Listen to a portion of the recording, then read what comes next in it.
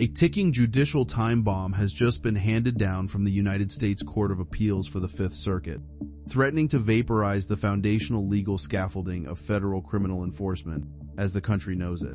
While mainstream headlines remain fixated on standard courtroom debates, an aggressive legal challenge designated as United States v. Squire has quietly escalated past ordinary appellate review, triggering a rare and volatile en banc hearing that has the federal establishment visibly sweating.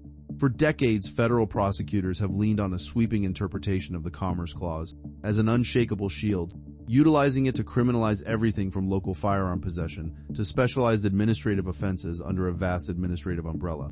But when the active judges of the Fifth Circuit voted to wipe away a prior panel decision and rehear the entire matter from scratch, they cracked open a Pandora's box that Supreme Court Justice Clarence deliberately unlocked earlier this year in his pointed concurrence in United States v. Hmanii. Rather than just evaluating standard Second Amendment jurisprudence, this active legal assault strikes at the jugular of federal power itself, questioning whether Congress ever possessed the constitutional authority to criminalize isolated, purely local acts merely because an object once crossed a state line decades prior. The timeline is already locked in, with oral arguments scheduled for the week of January 18th, setting the stage for what could become the most explosive constitutional reckoning of the modern era. To grasp the magnitude of the tremor heading toward Washington, one must look closely at the statute at the very center of this legal vortex. Title 18, United States Code, Section 922G. This federal provision acts as the primary statutory weapon used to ban individuals with prior felony convictions from possessing firearms or ammunition of any kind. To understand how massive this case is, we have to look at the statute at the center of this case, which is 18 U.S.C. Section 922G1, the federal prohibition banning individuals with prior felony convictions from possessing firearms or ammunition. Now, for years, litigants have tried to strike down this federal possession law using the Second Amendment. But in this case, U.S. v. Squire, the defendant challenged his conviction by going after the federal government's power to pass the law in the very first place under the Commerce Clause. For years, defense attorneys have attempted to dismantle this sweeping possession ban using traditional Second Amendment arguments rooted in historical firearm traditions. However, in the case involving Curtis Squire, a New Orleans man indicted under Section 922 JAS, one after local police executed a search warrant and recovered a handgun that was ultimately unconnected to any active shooting investigation, the defense strategy took an entirely different, highly disruptive route. Instead of merely arguing historical analogs under recent Supreme Court precedent like New York State Rifle and Pistol Association v. Bruin, Squire's legal team directly attacked the constitutional bedrock of the statute by challenging Congress's authority under the Commerce Clause. They argued that the federal government lacks the constitutional power under Article 1, Section 8 to police simple, non-commercial, intrastate possession of a firearm inside a private home just because that firearm was manufactured out of state. When a three-judge panel initially ruled against Squire in June 2026, adhering to decades of entrenched judicial precedent, it seemed like just another standard defeat for a criminal appellant. But the legal landscape shifted violently when Squire petitioned the Fifth Circuit for an en banc rehearing, demanding that every active judge on the bench take a hard, unfiltered look at the foundations of federal criminal power. Justice Thomas questioned whether an item simply having crossed a state line at some point in its history gives Congress the power to criminalize local, purely intrastate possession today. The Fifth Circuit heard Justice Thomas very loud and clear, and they decided to step up and they took this up on review, and they're now going to be considering this issue. Now, Judge Higginson's dissent from the order granting a rehearing shows just how terrified the establishment really is of this case.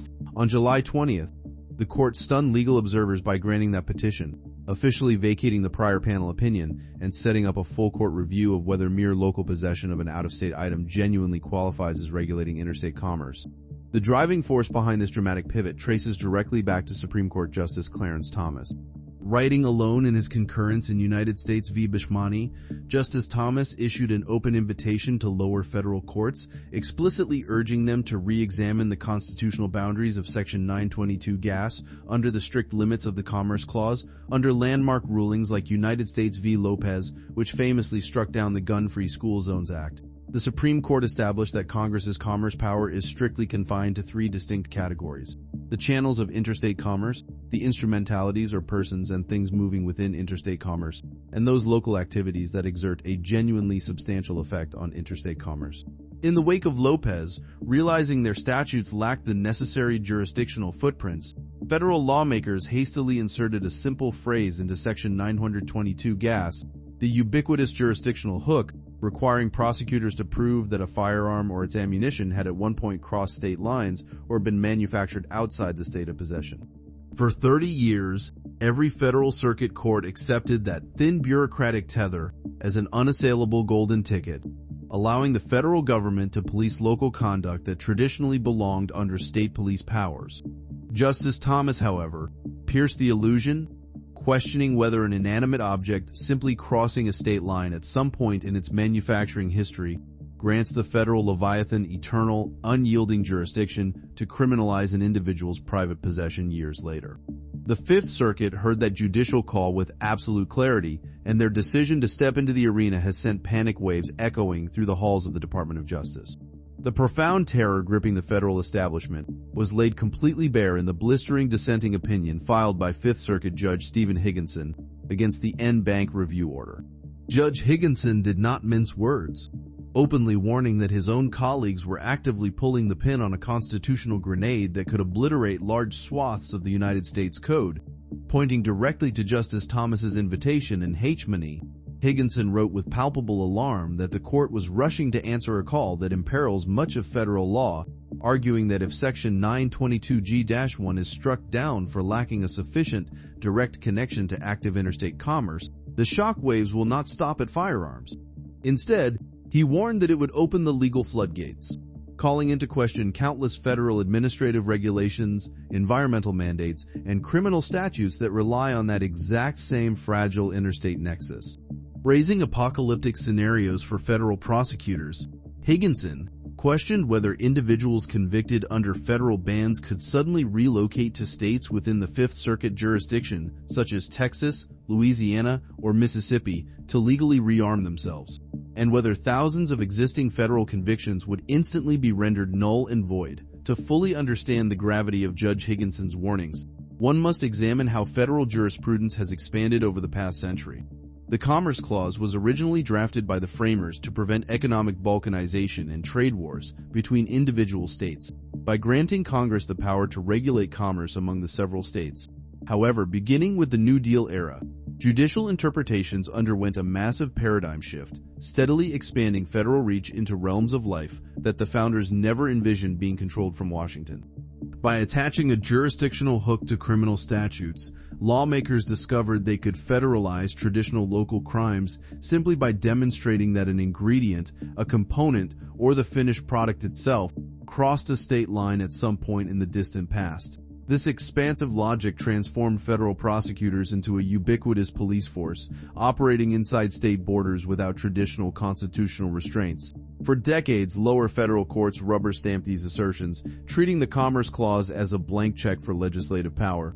Now, however, the legal tide is visibly turning, and courts are beginning to grapple with the original public meaning of constitutional limitations. The banc decision in United States v. Squire represents a direct challenge to this rubber-stamp culture. When the entire active roster of the Fifth Circuit agreed to rehear the case, they signaled that the intellectual monopoly enjoyed by decades of overreaching federal precedent is finally cracking under judicial scrutiny. Legal scholars across the country are closely monitoring every brief filed in the lead-up to the January oral arguments, recognizing that the court's ultimate ruling could establish a powerful blueprint for dismantling other federal overreaches. If the banc panel concludes that Congress exceeded its constitutional bounds when it criminalized local firearm possession based solely on an interstate travel history, the ripple effects will be immediate and profound. Lower courts across other jurisdictions will find themselves forced to take a side, creating an inevitable ideological showdown within the federal judiciary. Furthermore, the logistical and administrative nightmares raised by critics of the challenge highlight just how deep the entanglement goes. Thousands of incarcerated individuals currently serving time under Section 922G. Convictions within Texas, Louisiana, and Mississippi could potentially file immediate post-conviction relief petitions, arguing that their convictions were predicated on an unconstitutional statute. Federal district courts within the Fifth Circuit would be instantly overwhelmed by a tidal wave of habeas corpus petitions, forcing judges to reevaluate closed cases spanning decades. The Department of Justice would find its enforcement capabilities severely hamstrung in key southern jurisdictions, creating a patchwork application of federal law where constitutional rights depend entirely on geographic location. This prospect alone explains the palpable panic emanating from federal legal circles, where officials recognize that the foundational pillars of their regulatory authority are suddenly facing an existential threat. As legal teams finalize their submissions and outside constitutional scholars prepare amicus briefs, public interest in the proceedings surrounding United States v. Squire continues to mount exponentially. The interplay between historical federal power and reinvigorated judicial restraint ensures that the upcoming hearings will serve as a definitive litmus test for the modern judiciary. When the active judges assemble in New Orleans this coming January, they will not merely be deciding the fate of a single individual. They will be determining whether the federal government's favorite statutory tool can survive a rigorous originalist interrogation of the Constitution. For anyone tracking the evolution of federal authority, the outcome of this en banc review will echo far beyond the courtroom doors, permanently altering the legal landscape of the nation. It represents a watershed moment where the theoretical limits of federal authority are finally being tested by an appellate court willing to stare down the administrative state. Whether viewed as an alarming destabilization of federal authority or a long overdue, highly necessary constitutional correction returning power to the structural limits designed by the founders, the reality of the impending legal showdown is undeniable. The Fifth Circuit has officially calendared United States v. Squire for en banc oral arguments during the week of January 18th, ensuring that the opening weeks of the new year will deliver a seismic event in American jurisprudence. If a majority of the active judges on the Fifth Circuit rule that Section 922 GASC exceeds Congress's delegated commerce powers, it will instantly detonate a massive, irreconcilable circuit split with every other federal appellate court in the country. Such a direct contradiction would force the United States Supreme Court to take up the case and finally confront the foundational limits of federal power that Justice Thomas laid bare. As legal teams prepare their briefs and external advocacy groups ready amicus filings ahead of the January showdown, the entire federal legal apparatus finds itself standing on shifting sands, waiting to see if the judiciary will finally pull down the pillars of federal overreach. That's it for today, folks. See you in the next video.